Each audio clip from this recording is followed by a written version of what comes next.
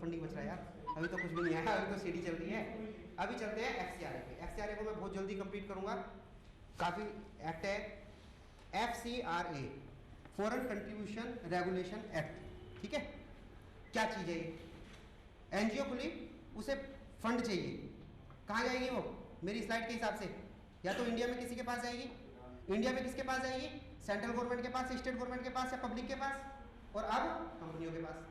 4 चीज़ हो गई ना, अगर इंडिया में जाना है central government, state government, company और पब्लिक। लेकिन अगर उसे बाहर जाना है, मैं बाहर की कंपनियों से, बाहर के कंट्री से, अमेरिका ने बजट बनाना होता है पॉवर्टी एलिएशन प्रोग्राम, मेरे पास काफ़ी इंटरनेशनल एनजीओ हैं जो बाहर से फंड आता है जिनका।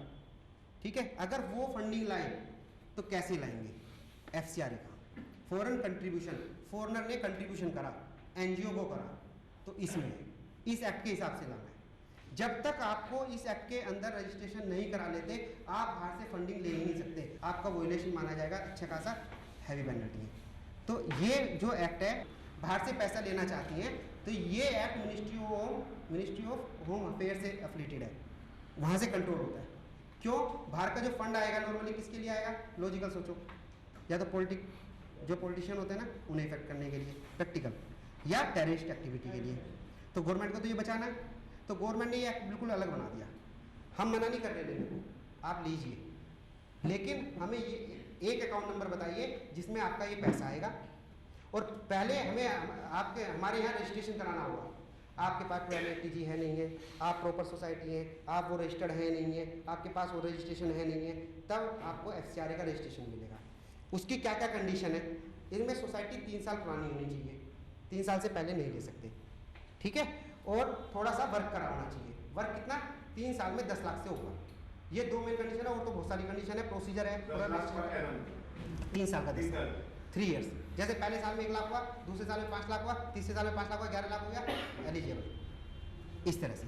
तो फॉरेन कंट्रीब्यूशन रेगुलेशन एक्ट कौन सा एक्ट है? कौन सा एक्ट है? अगर हमें डोनेशन बाहर से लेना है, किससे एफिलिएटेड है? Ministry of home affair. Clear हो गया? ये एक्ट 1976 में बना, 1976 में, और इस एक्ट में काफ़ी सारी प्रॉब्लम थी, काफ़ी सारी प्रॉब्लम।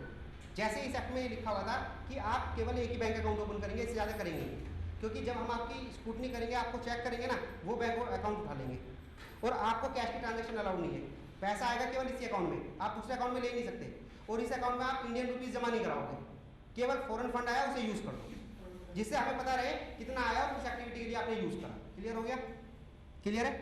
तो फॉरेन कंट्रीब्यूशन रेगुलेशन एक्ट में आपको रजिस्ट्रेशन कराना है, लेकिन इसकी प्रॉब्लम क्या थी? काफ़ी सारी लिमिटेशन थी इस एक्ट में, पुराने एक्ट में। तो 2010 में एक्ट में वो सारी चीज़ें रेक्टिफाई कर दी। प्रॉब्लम नंबर पहली क्या थी कि कोई भी एनजीओ एक अकाउंट से ज़्यादा वो ऑपरेट नहीं करेगा। अब मुझे बताओ, दिल्ली की एनजीओ है, उसकी ब्रांच बॉम्बे में, यहाँ पे फंड आया, अब उस फंड को हम ट्रांसफर ही नहीं कर सकते दूसरी ब्रांच में, वो कैसे काम करेंगे वहाँ पे? Understand what I am saying?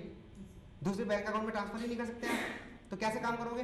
तो ये पुराने एक्ट की प्रॉब्लम थी, तो इसे नए एक्ट में चेंज कर दिया गया कि हाँ ठीक है, आप 2 अकाउंट खुलवाइए, पैसा एक में ही आएगा, फिर उसे आप ट्रांसफर कर सकते हो दूसरे अकाउंट में, और वो दूसरा अकाउंट आप हमें बताओगे कि कौन सा दूसरा अकाउंट है। क्लियर हो गया? लेकिन मैं यहाँ पे आपको फॉरेन ये FCRA का थोड़ा सा व्यू बता रहा हूँ कि FCRA होता क्या है, एनजीओ के लिए कैसे यूज़ है, और क्यों रजिस्ट्रेशन कराना चाहिए। FCRA आपको बाहर से फंड लेना है, 2 मेन कंडीशन, एक 3 साल पुरानी होनी चाहिए, और एक आपकी वर्किंग 10 लाख से ज़्यादा होनी चाहिए 3 साल में। क्लियर हो गया? प्राइमरी ये, और तो बहुत सारी है, और सारी तो कंप्लीट करा देते हैं, मेन चीज़ है। अब क्या हुआ? सपोज करो आपके आज एनजीओ खुली, 3 साल हो गए, आपको बाहर से फंड मिल रहा है, और ऐसा मत सोचना बाहर से फंड नहीं मिलता। ध्यान रखना, बाहर का फंड सिंपल होता है इंडिया फंड लेने से। अगर आपने किसी ने वर्किंग करी हो, बाहर के फंड को यू हैव टू प्रूव कि you are doing the social work, आप एक्चुअल में वर्क कर रहे हैं, और आप उन्हें प्रूव कर दो, फिर आपको कुछ और करने की जरूरत नहीं है। इंडियन में तो आपको पता ही है, बहुत टिपिकल है लेना। तो भारत की फंडिंग, नेशनल इंटरनेशनल फंडिंग का मैंने एक स्लाइड बनाया हुआ है, आपको चाहिए तो मैं मेल कर दूंगा कि ये फंडिंग है जहाँ पे आप करो, कैसे लेना है मैं आपको तरीका बताऊंगा। उन फंडिंग पे जाओ, एक बंदे को बिठाओ अपने, और वो अपनी आपकी सोसाइटी की सारी डिटेल, अगर आप थोड़ी सी भी वर्किंग कर रहे हो, देखो थोड़ी सी वर्किंग कर रहे हो ना, उसे पैकिंग कर दो, उसे इतनी शाइनिंग, इतनी अच्छी पैकिंग करोगे, सामने वालों को लगे कितना बढ़िया गिफ्ट है। लेकिन अगर है ही नहीं, तो आप उसकी पैकिंग किसकी करोगे? Understand what I am saying? तो आप एक बंदे को बिठाओ, नेट पे बिठाओ, जितने भी मैं एड्रेस है इंटरनेशनल एजेंसी के, गूगल से निकाल लो, मैं दे दूंगा आपको, जो एक्टिवली वर्किंग है, उन्हें अपनी सोसाइटी के डिटेल भेजो, कुछ भी नहीं करना, कोई फीस कोई ना देनी है यार, बिठाना ही तो है। We are our NGO in Delhi registered इतना, our annual report is this, our working is this is ATG certificate, this is 12 certificate. हम कोई सोशल वर्क करें, हमें पता लगा है कि आपकी जो ऑर्गेनाइजेशन है वो गरीब बच्चों के लिए एजुकेशन का काम करती है। अगर आप हमारी एनजीओ का आके सर्वे करें, लैंग्वेज ये डालना, ये मत कहना हमें फंड दे दो। अगर आप हमारी एनजीओ का सर्वे करें तो आपको प्रूव हो जाएगा कि हम कितना अच्छा काम कर रहे हैं। अगर आपको ठीक लगे तो हमें कंट्रीब्यूट करिए, हम आपकी हेल्प करना चाह रहे हैं। Understand what? इस तरह से आप मेल डालोगे ना 10 को, 100% रिस्पॉन्स आएगा। अब उसे कैसे टैकल करना वो आपकी आर्ट है, लेकिन लोग करते ही नहीं है। इंटरनेशनल फंडिंग, हम तो उसके पास जा रहे हैं, फंडिंग कोई कंसल्टेंट के पास, वो व्यू नहीं लो। आप एक बार करके तो देखो, कुछ एक्टिविटी करके तो देखो। इतना सारा फंडिंग आपको लगेगा कि हाँ आए, समझ रहे? यही काम आपको उसमें करना है जो मैं अभी आपको फंडिंग दिखाऊंगा ना। CSR की जो फंडिंग है, बेल, ये SCL लिमिटेड, NTPC, इनके कितने कितने प्रोजेक्ट निकले हुए हैं, उन्हें उनकी साइट पर डालो आप जाके कि हाँ कि जी सर हम ये काम कर रहे हैं, अगर आपका कोई फंड निकले और आपको हमारी हेल्प चाहिए तो आप प्लीज़ ये कर दीजिए। हेल्प लीजिए, कंसल्टेंट की हेल्प होती है, सेटिंग भी होती है, लाइसेंसिंग भी होती है, काफ़ी सारी चीज़ें होती हैं, कर सकते हैं, लेकिन ट्वेल्थ फेयर। ठीक है सर, क्लियर है? तो FCRA में मुझे क्या करने लगा, जब एक NGO है बाहर से फंड ले रही है, FCRA रजिस्ट्रेशन चाहिए। 2 कंडीशन, पहले मेन है 3 साल से ज़्यादा हो, 10 लाख से ज़्यादा एक्सपेंडिचर हो। क्लियर? इसका रजिस्ट्रेशन परमानेंट होता है या कोई फॉर द टाइमिंग होता है? सर परमानेंट होता था ओल्ड एक्ट में। नए एक्ट में उन्होंने 5 साल के लिए कर दिया कि 5 साल तक होगा, उसके बाद फिर रिन्यूअल लगाना पड़ेगा। क्लियर हो गया? अब एक NGO है, मेरी है NGO ऐसी जो अभी रजिस्टर्ड हुई है और उसके लिंक है बाहर, अच्छा इसकी रेपो है, 6 महीने में रेपो अच्छी हो गई। अब बाहर की जो कंपनी है, आजकल स्वच्छ अभियान चल रहा है, वाटर रिसोर्स पे बाहर वाले बहुत पैसा देते हैं, वाटर सेविंग, वाटर रिसोर्सेज, पानी को बचाओ, बहुत अच्छा मतलब अमाउंट आता है। उस पर आपने कनेक्शन है आपके, वो कन्विंस हो गए कि आपकी NGO 6 महीने पहले, लेकिन आपने काम किया हुआ है काफ़ी। ऐसा कभी नहीं होता कि 3 साल की NGO ही मांगी जाती है। हाँ मोस्टली ऐसा मांगते हैं, लेकिन देने वाला के ऊपर बात है। वो मैं अपना पैसे दे रहा हूँ, मैं नई NGO को दे दूँ अगर मुझे पता है, मेरी इच्छा है ना।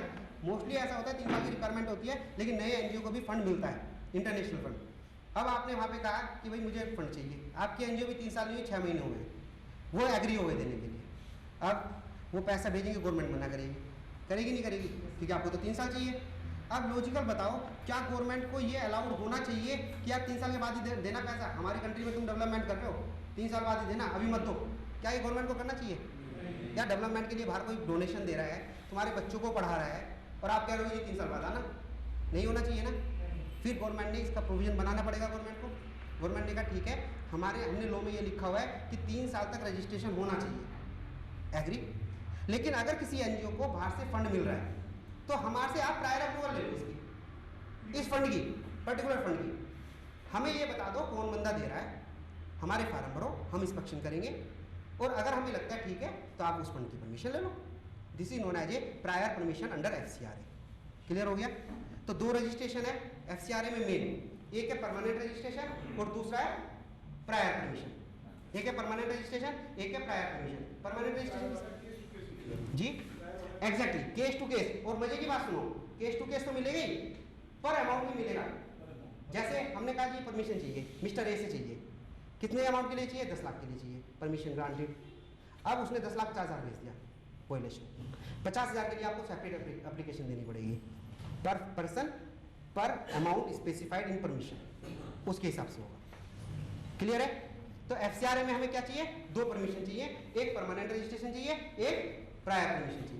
परमानेंट रजिस्ट्रेशन के लिए क्या चाहिए? 3 साल की सोसाइटी होनी चाहिए और 10 लाख से ऊपर एक्सपेंडिचर होना चाहिए, तो आप ये अप्लाई कर सकते हैं।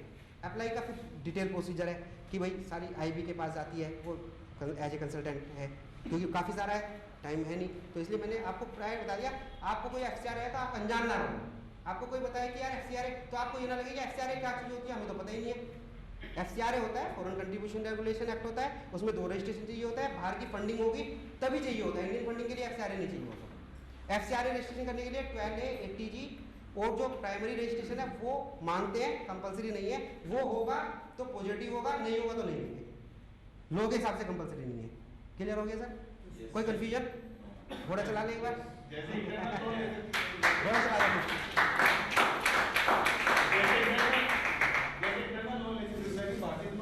बिल्कुल ले सकती है सर, स्कूलों को लोन नहीं होता। हाँ बिल्कुल, अब फॉरेन से हमें लोन लेना है, जैसे डोनेशन में तो FCRA आ गया। जब हम फॉरेन से लोन लेंगे ना तो फेमा के प्रोविजन अप्लीकेबल हो जाएंगे। देयर आर 2 एक्ट, एक है FCRA foreign contribution regulation act, एक है फॉरेन एक्सचेंज मैनेजमेंट एक्ट। जब आप फॉरेन एक्सचेंज लाएंगे ना बाहर अंदर एज ए लोन, तो आपको फेमा के प्रोविजन अप्लीकेबल होंगे। डोनेशन के FCRA, लोन और कमर्शियल ट्रांजेक्शन के फेमा के। कमर्शियल का वो कह रहे कि रिफंडेबल में डोनेशन सर लोन तो हुआ ना, लोन तो टेम्परेरी लोन होगा सर लोन तो लोन है ना, टेम्परेरी लोन तो होते टेम्परेरी, पर ऐसा लोन कभी देखा है ले लो और दो मत।